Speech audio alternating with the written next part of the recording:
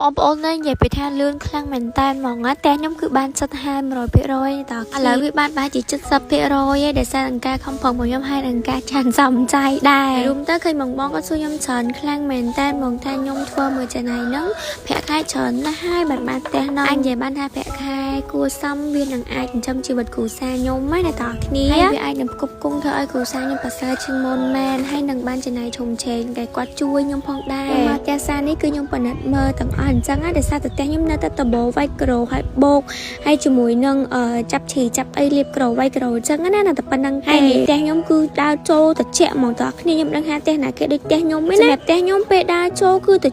ជាក់មែនតែនហ្មងតើគ្នាខ្ញុំមិនដឹងមិនកំពុងតែនៅក្រៅក្តៅហត់ចូលផ្ទះគឺត្រជាក់សេបហ្មងហើយខ្ញុំចូលទៅមានអារម្មណ៍ងុំស្ងប់ល្អតើគ្នានិយាយទៅផ្ទះម្នាក់ខ្ញុំមិនដឹងមិនទេតែសម្រាប់ផ្ទះខ្ញុំមួយចូលទៅត្រជាក់ហើយស្ងប់ល្អមែនតែនហ្មងហើយឥឡូវនេះខ្ញុំឃើញផ្លែឆ្វាយនៅផ្ទះអីខ្ញុំគឺផ្លែផ្អែមអញ្ចឹងតើគ្នាប៉ុន្តែគាត់ទុកទៅដោះឯប៉ុន្តែទំនោរមែនតើក៏សុំគាត់ហ្មងតែប៉ុន្តែបែរដល់ទេបងប្អូនមិនឆ្ងល់បងប្អូនឃើញខ្ញុំទៅស្រុកខ្ញុំស្លៀកអត់គេថាខ្ញុំនឹងស្លៀកខែល្ងាគ្រប់គ្នាហើយតែងតែខ្ញុំពាក់ឈុតហ្នឹងតើនេះគឺខ្ញុំខ្លុំសាច់ខ្ញុំស្ពាក់តែមួយជាន់ទេដោយសារសាច់របស់គេក្រាហ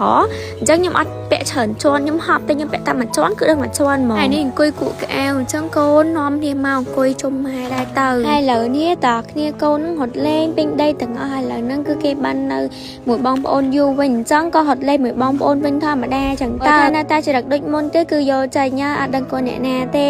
បងប្អូននេះត្រូវតែស្រឡាញ់គ្នាត្រូវតែលេងមួយគ្នាអត់មានមករៀងបង្ងាយបកតើដាក់គ្នាតើគ្នាតែខ្ញុំឆ្ងល់សាក់ក្បាលកូនខ្ញុំមកតើគ្នាអើយកាន់តែធំកាន់តែលឿងកាន់តែធំកាន់តែលឿងខ្ញុំអត់ដឹងមិនពេលទៅពីការងារហើយតើគ្នាមកខាត់ស្បែកមកអង្គុយថៃស្បែកជីទៅដោយសារមួយថ្ងៃនេះចូលឆ្នាំអញ្ចឹងខ្ញុំដើរលេងខ្លាំងមែនតែនហ្មងដើរមានដើរទៅណាទេដើរទៅខ្សែទៅវិញទៅមកនៅផ្ទះគេចឹងទៅតែទៅជើរើសជីប្រចាំជាមួយនឹង Absol Scrap សិប្បកម្មរបស់កូនខ្មែរយើងធ្វើផ្ទាល់ដៃគឺជា Absol Scrap ធម្មជាតិណាតាខ្ញុំតែជើពពោះScrap ធម្មជាតិដែលមានជាតិកាត់ជាតិ steroid ជាតិបកណាតាគ្នាតែបើសម្រាប់សាច់ Scrap Absol Scrap វិញទាំងអស់គ្នាសាច់របស់គេនោះគឺស្ដើងគឺម៉ត់មែនតែនហ្មងគឺអត់មានកកសពីសភូធ្វើយើង Scrap ទៅធ្វើយើងឈឺស្បែកគេថា Void បដាស្លេងកូនខ្ញុំពីក្រោយនោះគឺពេញទឹកពេញដីទាំងអស់បងប្អូនតែបើសម្រាប់បងប្អូនដែលគាត់នៅខ្សែគាត់នៅបន្ទប់នៅអីអញ្ចឹងគាត់អត់មានអីដាក់លាអញ្ចឹងគាត់អាចយកកម្របជាមួយ Absol Scrap នោះយកមកលាច្បល់ចូលគ្នាក៏បានដែរស្បែកញីអីញីកន្លែងណាដែលខើមស្នាមច្រើនណាតើគ្នាចាំយកមក Scrap វាដូចជាកែងជើងកែងដៃអីជាដើមអញ្ចឹងបងប្អូន Scrap ទៅនិយាយមែនវាជំនួសកសិកាកន្លែងហ្នឹងបានល្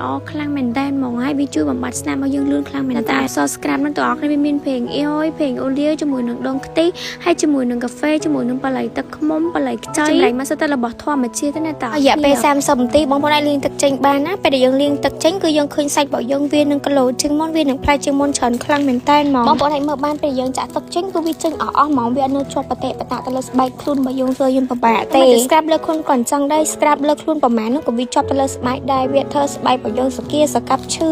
គ្រីមខើមរបស់កាហ្វេជាមួយនឹងបល័យណាតើអស់គ្នាដោយសារតែ Scrap នោះគឺគេកិនឡើងម៉ត់ខៃគឺចេញមកជា Scrap ធម្មជាតិមើលដែលជួយឲ្យស្បែករបស់យើងជំនួសទៅស្បែករបស់យើងជំនួសកសិកាបានល្អដែលមានការស្ដាងស្បែកនិងការស្ទះកូឡូតែខាងមុខដែរណាតើគ្នាតែតើគ្នាមកប្របុក Unquin Glow ប៉ុន្តែ Unquin Glow នោះខ្ញុំលាបចុះខ្លាំងមែនតែនមេទុំអញថ្ងៃមុនពីកំប៉ុងឥឡូវសតតែបន្តិចទេតែខ្ញុំឈៀតតណែពេលហ្នឹងខ្ញុំ Scrap ពេលហ្នឹងតើគ្នាខ្ញុំ Scrap ពេលថ្ងៃហើយពេលឲ្យចិត្តចឹងមកគឺយើងអត់ខ្លាចស្បែករបស់យើងខ្មៅឬក៏បែកជ្រុយឬក៏មិនហើយដែលសំខាន់គឺលេវាអស់លេងឯតើគ្នាឥឡូវហ្នឹងគឺអង្គុយលាបម្ដងតិចអញ្ចឹងទៅតបចូលស្បែកអញ្ចឹងណាដោយសារតែយើងទុំតែកាត់ស្បែកហើយលាបលេឃើញផលលេឲ្យបងប្អូនកុំភ្លេចខ្លុំសាច់បែបនេះទាំងអស់គ្នាសាច់កាមញ៉ៃគឺខ្ញុំខ្លុំគឺឃើញផលខ្លាំងមែនតើដោយសារតែវាបែកញើសបងប្អូនចឹងមកចឹងឃើញផលហ្នឹងកុំភ្លេចខ្លុំណាទាំងអស់គ្នាខ្ញុំខាត់ស្បែកឲ្យខ្ញុំទៅខ្សែទៀតហើយសិតតែសាច់អ្នកដែលផល Unquin Glow បងប្អូននេះគឺសលះខ្លាំងមែនតើហ្មងសយកតែមែនតើហ្មងណាបងប្អូនហើយសម្រាប់ឈុតនេះគឺខ្ញុំលក់ដាច់ខ្លាំងមែនតើបងប្អូននៅឈុត Absol Scrap ជាមួយនឹង Unquin Glow ជាសេតបែបនេះគឺលក់ដាច់ខ្លាំងមែនតើផលបែបនេះគឺឃើញផលលឿនខ្លាំងមែនតើសម្រាប់ព្យាបាលទៅលើសង្វារស្ដាងទៅសាច់ក្រហមបែកអាចជួយជីវជាតិស្បែកដែលគាត់ស្ងួតសេតតែវាជំនួសទៅលើស្បែករបស់យើងសដេក្រាស់សតែមានការស្ដាងបងប្អូននេះគាត់មានមុនខ្នងគឺព្យាបាលបានល្អមែនតើខ្ញុំក៏សូមអរគុណពុកម៉ែបងប្អូនអ្នកទាំងអស់គ្នាដែលគាត់តែងតែស្រឡាញ់ពេញចិត្តអាណិតគ្រូសាខ្ញុំជាមួយនឹងខ្ញុំអរគុណពុកម៉ែបងប្អូនខ្លាំងមែនតើវីដេអូខ្ញុំក៏មានតែប៉ុណ្្នឹងទេអរគុណពុកម៉ែបងប្អូនអ្នកទាំងអស់គ្នា